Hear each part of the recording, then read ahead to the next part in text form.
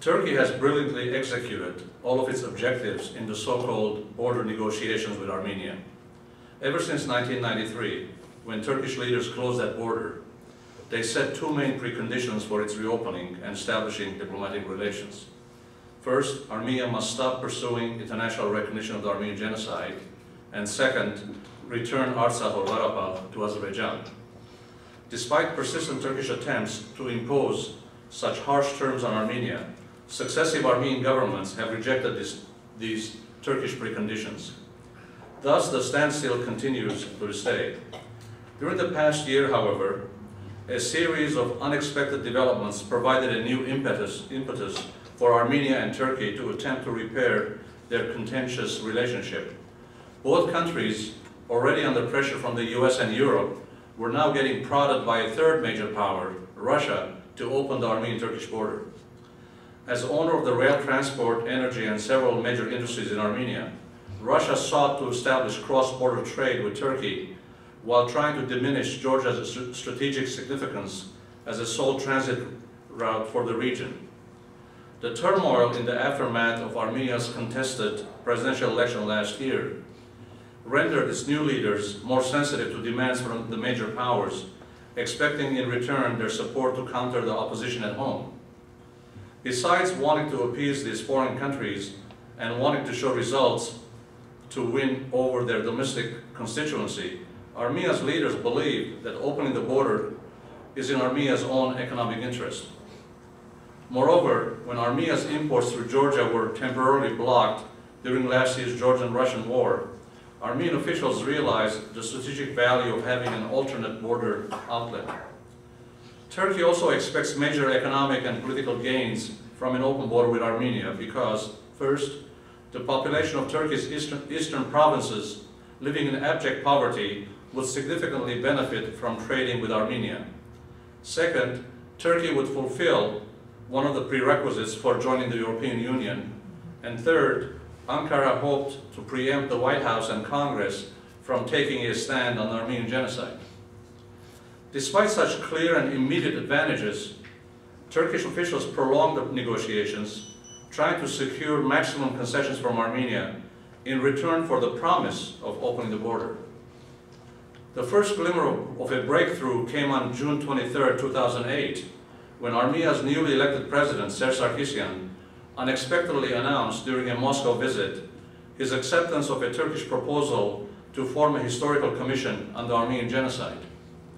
However, the Armenian president insisted that the commission would be established, quote, only after the opening of the border, end of quote. Later on, the Armenian side further explained that it would agree to the establishment of an overall intergovernmental commission that would discuss all outstanding issues between the two countries. In the fall of 2008, as it became clear that Barack Obama would win the presidential election and most probably keep his promise to recognize the Armenian genocide, the Turkish government launched a major campaign to convince the international community that Armenia and Turkey were engaged in delicate negotiations which would be undermined if third countries acknowledged the genocide. Clearly, the Turks were not sincere in their declared intention of opening the border with Armenia. Had they been serious, they could have opened the border in a matter of days, not months or years.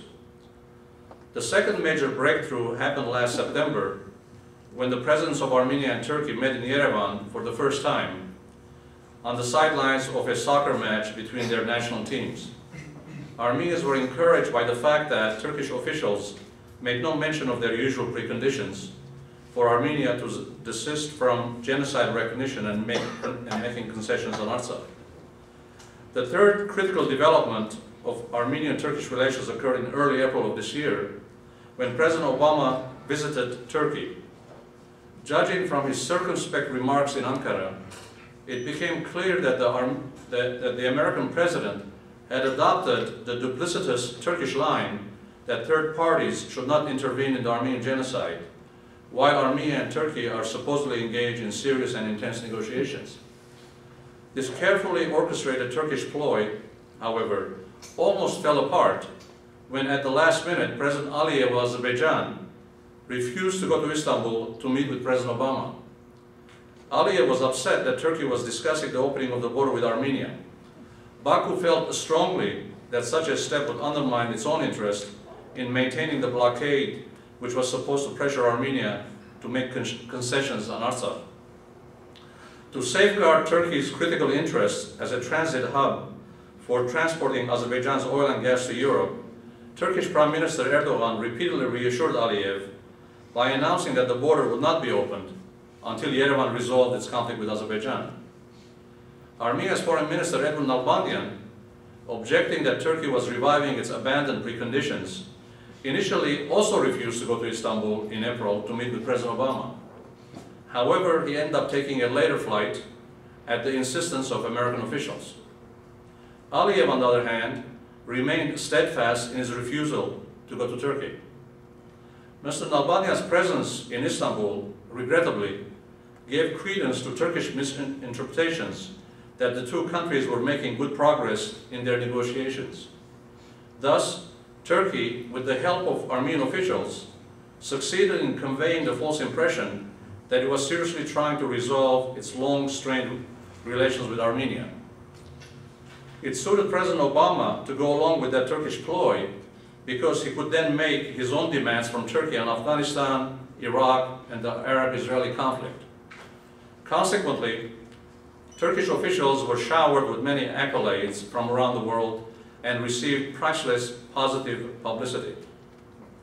Ironically, the Turks got maximum benefits by simply talking about opening the border and managed to convince President Obama, who was more than eager to oblige the Turks, that it was not a good idea to acknowledge the Armenian genocide. President Obama, upon his return to the White House from Turkey in April, immediately phoned President Aliyev to assure him of America's support for the resolution of the Artsakh conflict. The most damaging episode, of course, was the so-called roadmap announcement on the eve of April 24 for normalizing relations between Armenia and Turkey, signed by the foreign ministers of Armenia and Turkey and Switzerland as mediator. This announcement killed any possibility that President Obama would refer to the Armenian genocide in his April 24 statement.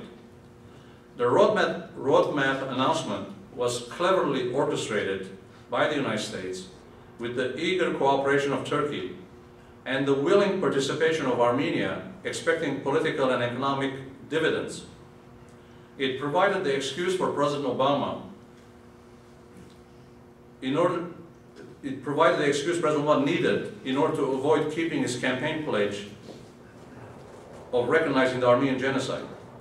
Surprisingly, Armenia's leaders, until recently, continued to make positive statements about their negotiations with Turkey, despite repeated announcements by Turkish officials that the border will not be opened until Yerevan made concessions on Artsakh.